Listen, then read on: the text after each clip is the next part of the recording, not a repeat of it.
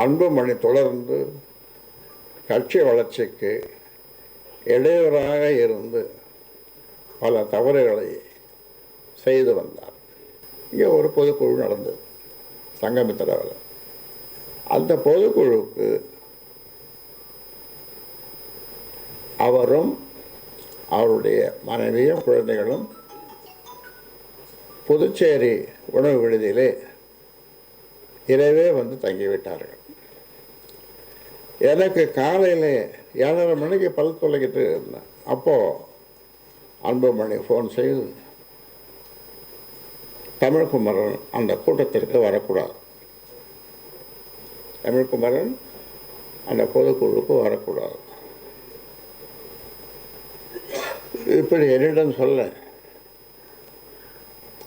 எதிர் வரிசையில் மேடையெல்லாம் நம்ம கூட போதும், எதிர் வரிசையில் எங்கேயாவது ஒரு இடத்துல இருந்துட்டு போயிருக்கலாம்.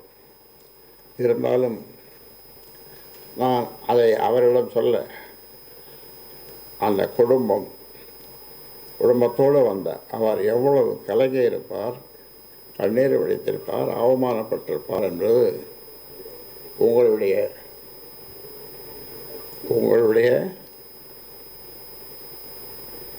என்ன சொல்றது,